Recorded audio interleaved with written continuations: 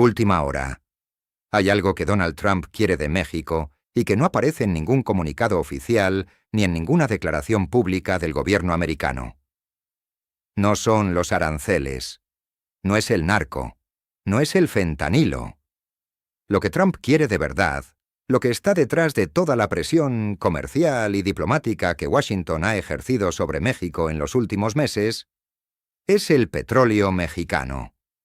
El control energético de un país que tiene entre 5,9 y 6,1 mil millones de barriles de reservas probadas, que produce casi 2 millones de barriles diarios, que tiene refinerías propias, oleoductos propios y una empresa estatal llamada Pemex, que es, en palabras de la propia Sheinbaum, el orgullo nacional que México no está dispuesto a entregar.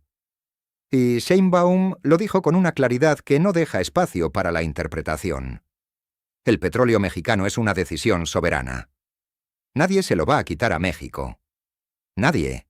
Lo que está pasando con la energía entre México y Estados Unidos en este momento es una de las historias más importantes y menos contadas de la relación bilateral.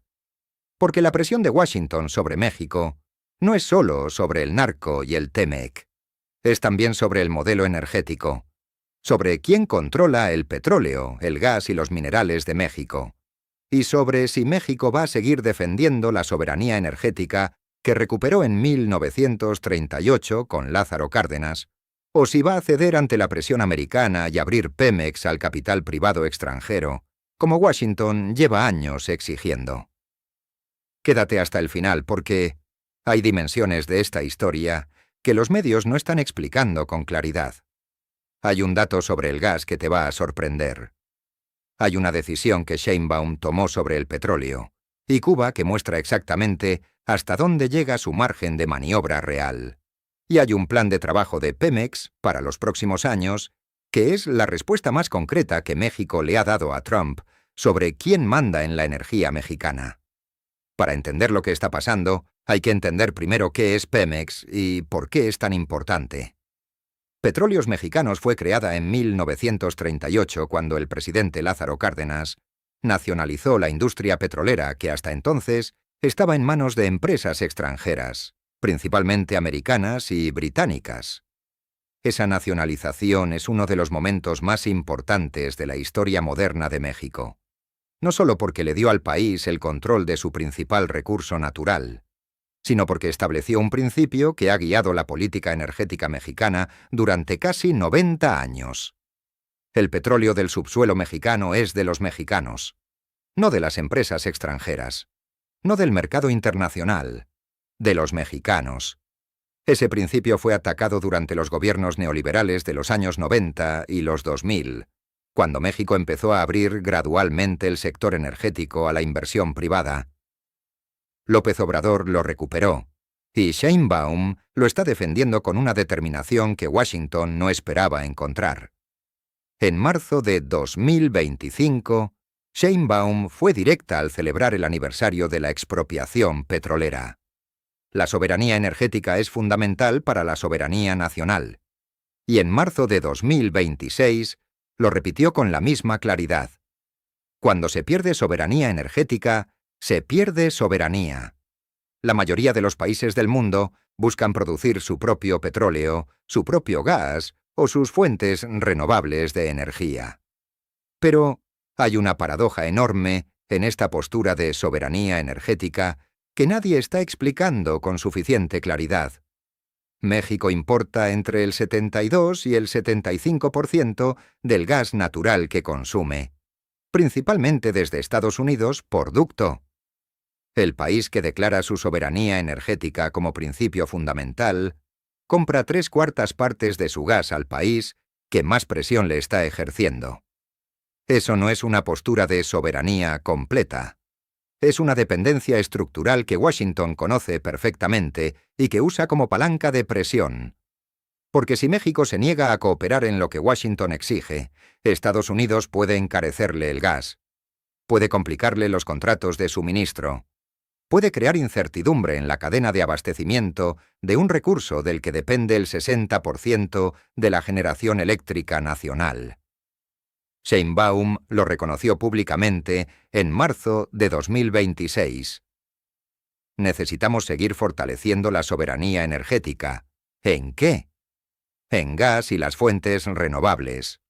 Porque hoy importamos el 75% del gas natural que consumimos.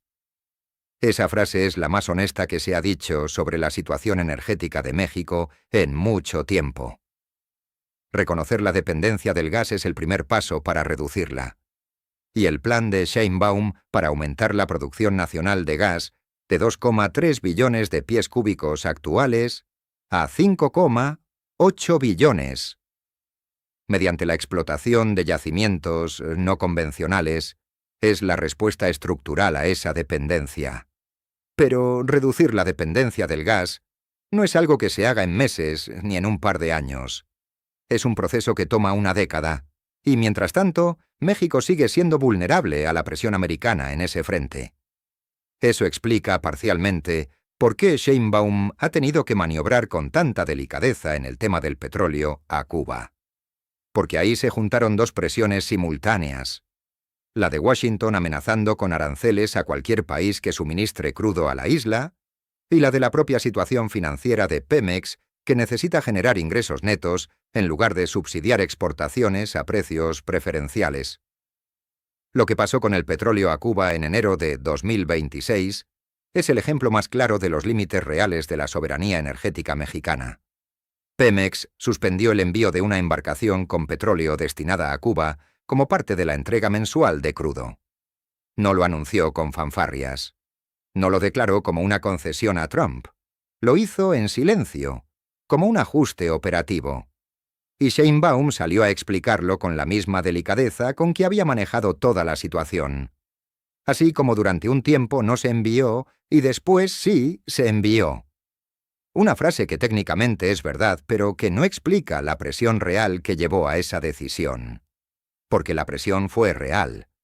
Trump firmó una orden ejecutiva que castiga con aranceles a cualquier país que envíe crudo a Cuba. Y para México, que está en plena negociación del TMEC y que no puede permitirse aranceles adicionales sobre sus exportaciones en este momento, la amenaza fue suficientemente concreta como para que Pemex decidiera pausar los envíos. No por principio, por cálculo. Por el mismo tipo de cálculo que Sheinbaum describió como soberanía operativa de Pemex frente al complejo tablero geopolítico de 2026. Eso es exactamente lo que Trump quería. No necesitaba pedirle a México que dejara de mandar petróleo a Cuba de manera formal. Solo necesitaba poner suficiente presión económica para que México tomara la decisión por sí solo. Y la tomó.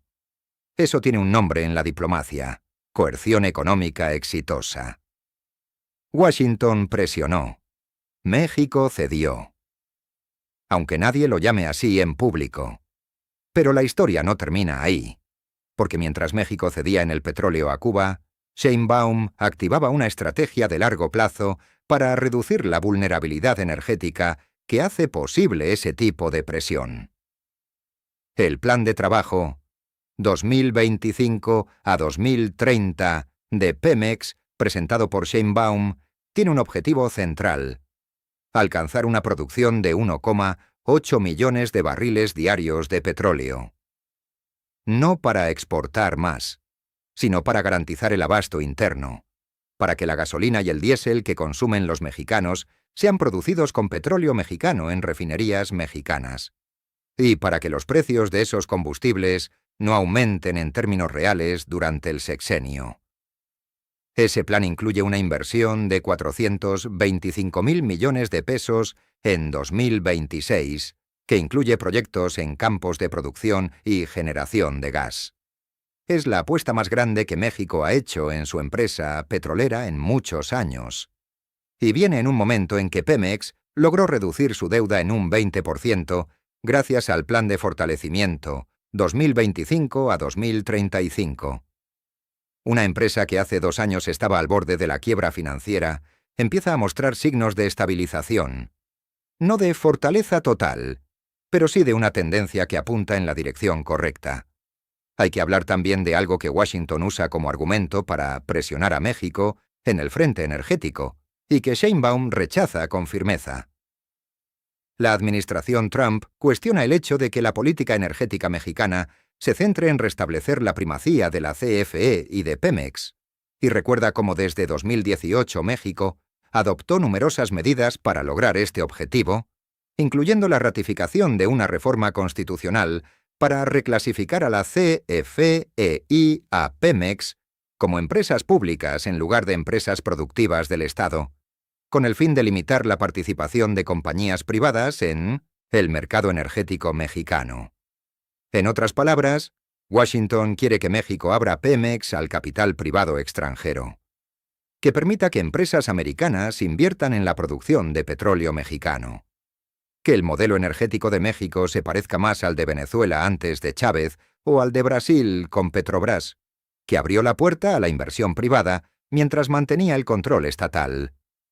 Y Sheinbaum dice que no, que Pemex no es un monopolio sino producción soberana, que las empresas mexicanas deben ser tratadas igual que cualquier empresa en el mercado, y que México no va a cambiar su modelo energético por presión de ningún gobierno extranjero. La pregunta que queda sin responder es, ¿hasta cuándo puede sostenerse esa postura en un contexto donde el 75% del gas viene de Estados Unidos, donde el TMEC está en negociación, donde los aranceles amenazan con encarecerle a México sus principales exportaciones y donde la propia situación financiera de Pemex impone límites reales a lo que la empresa puede hacer con sus recursos? La soberanía energética que Sheinbaum declara no es mentira, pero tampoco es completa. Es una soberanía que se ejerce dentro de márgenes que Washington conoce y que usa estratégicamente. Lo que México necesita para que esa soberanía sea real, y no solo declarativa, es exactamente lo que el plan de Sheinbaum está intentando construir. Más producción propia de gas, menos dependencia del gas americano, más capacidad de refinación nacional y una Pemex financieramente sana que pueda tomar decisiones estratégicas sin estar condicionada por sus obligaciones de deuda. Ese proceso toma años. Y mientras dura, la presión de Washington va a seguir siendo efectiva en los márgenes, aunque no pueda derrotar el principio central. En línea roja seguimos de cerca todo lo que pase con la energía mexicana, porque lo que pase con Pemex y con el gas en los próximos meses va a definir en gran medida qué tanto margen real de negociación tiene México en el TMG. Suscríbete y activa la campana para no perderte ninguna novedad. Y cuéntanos en los comentarios, ¿crees que México puede defender realmente su soberanía energética o tarde o temprano va a tener que ceder ante la presión de Washington? La conversación es tuya.